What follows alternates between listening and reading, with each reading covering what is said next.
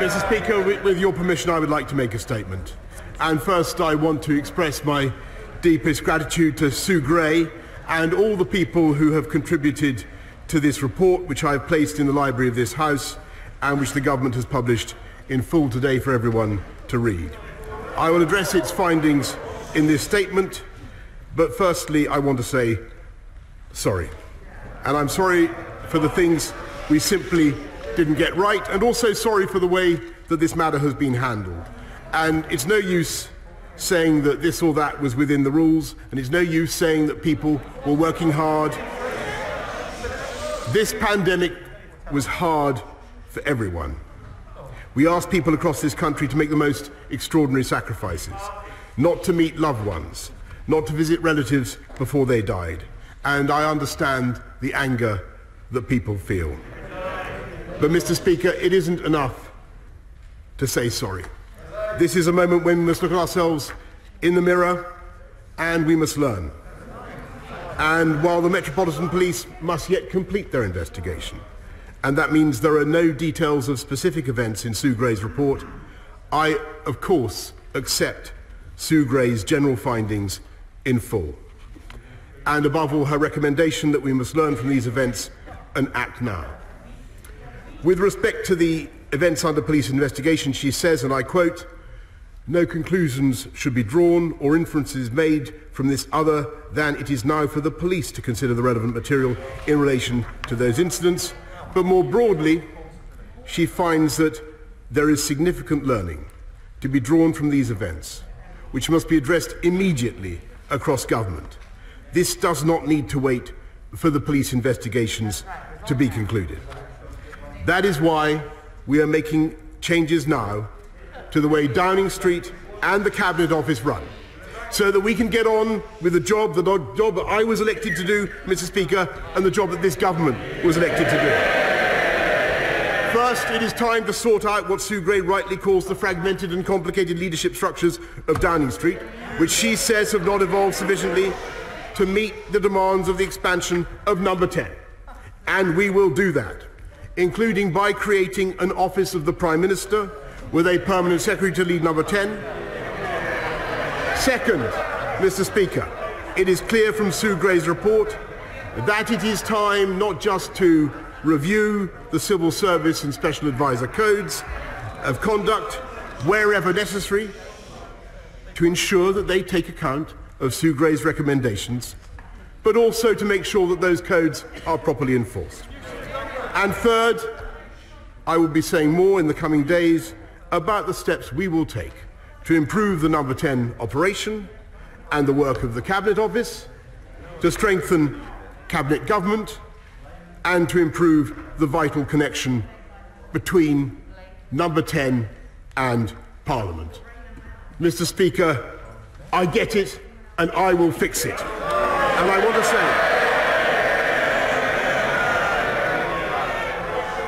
I want to say to the people of this country, I know what the issue is. Yes, Mr. Speaker, yes. It's whether this government can be trusted to deliver. And I say, Mr. Speaker, yes, we can be trusted. Yes, we can be trusted to deliver. We said that we would get Brexit done, Mr. Speaker, and we did. And we're setting up free ports around the whole United Kingdom. I've been to one of them today, which is creating tens of thousands of new jobs, Mr. Speaker. We said we would get this country through COVID, and we did. We delivered the fastest vaccine rollout in Europe and the fastest booster programme of any major economy, so that we've been able to restore people's freedoms faster than any comparable economy. And at the same time, we've been cutting crime by 14%, building 40 new hospitals and rolling out gigabit broadband, Mr. Speaker, and delivering all the promises of our 2019 agenda so that we have the fastest economic growth of the G7. We have shown that we have done things that people thought were impossible, Mr. Speaker, and that we can deliver for the British people. Mr. Speaker, I remind the benches opposite. The reason we're coming out of COVID so fast is at least partly because we doubled the speed of the booster rollout. And I can tell the House and this country that we are going to bring the same energy and commitment to getting on with the job, to delivering for the British people, and to our mission to unite and level up across this country, Mr. Speaker, and I commend this statement to the House. I now call Keir Starmer, the Leader of the Opposition. Thank you, Mr. Speaker. I'd like to thank Sue Gray for the diligence and professionalism with which she's carried out her work. It's no fault of hers that she's only been able to produce an update today, not the full report. The Prime Minister repeatedly assured the House that the guidance was followed and the rules were followed. But we now know that 12 cases have reached the threshold for criminal investigation, which I remind the House means that there is evidence of serious and flagrant breaches of lockdown, including the party on the 20th of May 2020, which we know the Prime Minister attended, and the party on the 13th of November 2020 in the Prime Minister's flat. There can be no doubt that the Prime Minister himself is now subject to criminal investigation. The Prime Minister must keep his promise to publish Sue Gray's report in full when it is available, but it is already clear that the report discloses the most damning conclusion possible. Over the last 2 years, the British public have been asked to make the most heart-wrenching sacrifices, a collective trauma, endured by all, enjoyed by none. Funerals have been missed, dying relatives unvisited. Every family has been marked by what we've been through. And revelations about the Prime Minister's behaviour have forced us all to rethink and relive those darkest moments. Many have been overcome by rage, by grief, and even guilt. Guilt that because they stuck to the law, they did not see their parents one last time. Guilt that because they didn't bend the rules, their children went months without seeing friends. Guilt that because they did as they were asked, they didn't go and visit lonely relatives. But people shouldn't feel guilty. They should feel pride in themselves and their... His desperate denials since he was exposed have only made matters worse. Rather than come clean, every step of the way he's insulted the public's intelligence. And now he's finally fallen back on his usual excuse. It's everybody's fault but his. They go, he stays. Even now, he is hiding behind a police investigation into criminality, into his home and his office.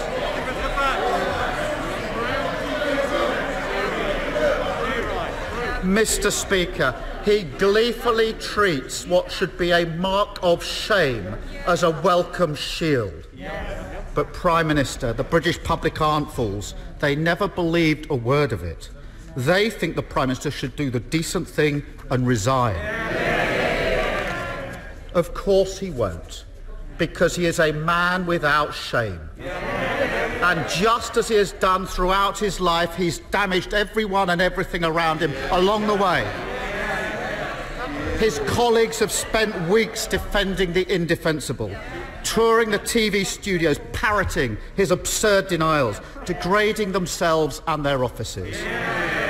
Mr. Speaker, the COVID regulations impose significant restrictions on the freedoms of members of the public. They had a right to expect their Prime Minister to have read the rules, to understand the meaning of the rules, and indeed those around him to have done so too, and to set an example in following those rules. What the Gray report does show is that number 10 Downing Street was not observing the regulations they had imposed on members of the public. So either my right honourable friend had not read the rules, or didn't understand what they meant, and others around him, or they didn't think the rules applied to number 10. Which was it? Respect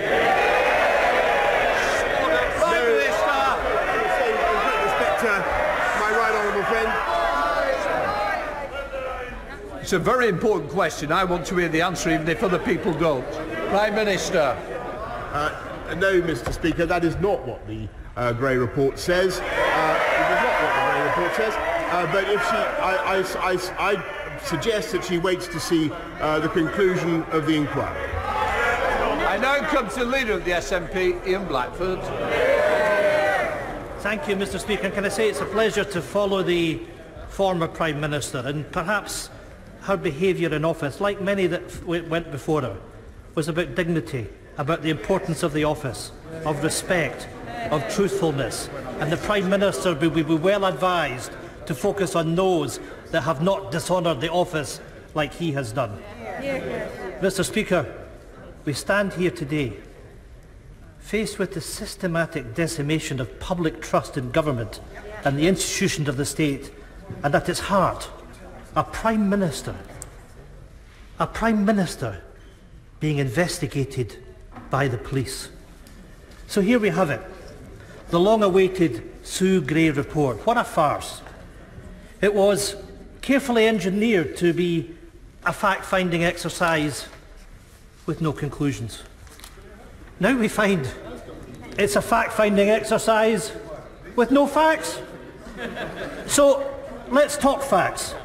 The Prime Minister has told the House that all guidance was completely followed.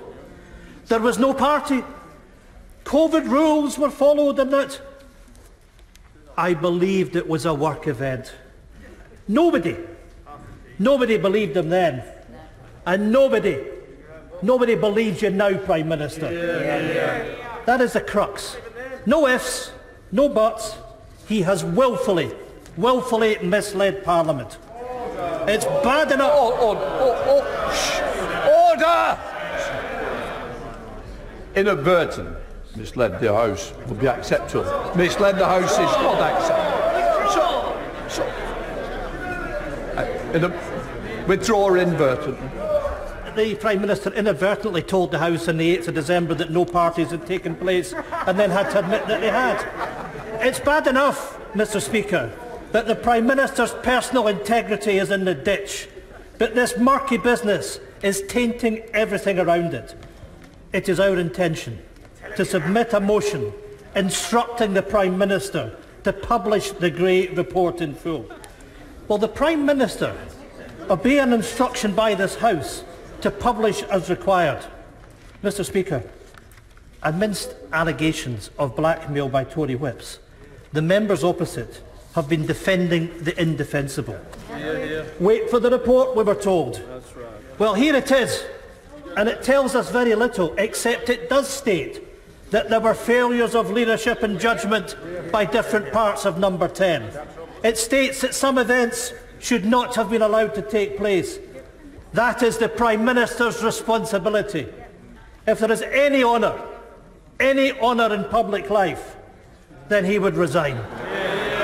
Where is this? And he laughs. And the Prime Minister laughs. We ought to remind ourselves in this House that 150,000 plus of our citizens have lost their lives. Family members that couldn't be with them. And that is the sight that people will remember. A Prime Minister laughing at our public. I extend the hand of friendship to all those that have sacrificed. I certainly do not extend the hand of friendship to the Prime Minister, who is no friend of mine. Where is the shame?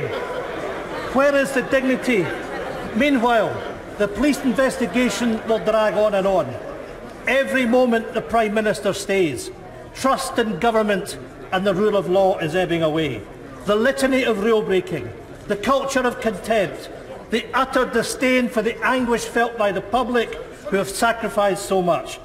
What the public see is a man who has debased the office of Prime Minister, shrinked responsibility, dogged accountability and blamed his staff at every turn, presided over sleaze and corruption and tainted the very institutions of the state. In short, Mr. Speaker, this is a man. Well, they can laugh, but the public know. The public know this is a man they can no longer trust. He has been investigated by the police. He misled the House. He must now resign. Order. You'll have to withdraw that last comment. Mr. Speaker, I gave the evidence of the 8th of December. Order. you're going to have to withdraw misled. Mr. Speaker, the Prime Minister has misled the House. Unless you withdraw, I'll have to stop, and that's not good. Just withdraw the words. I am standing up for my constituents that know that this Prime Minister has lied and misled the House. Give me the paper. Give me the paper. Inadvertently misled. I'll give you one more chance. As leader of the SNP, I don't want to have to throw you out. I'm going to give you this chance. Please. Please to power. That man has misled the House.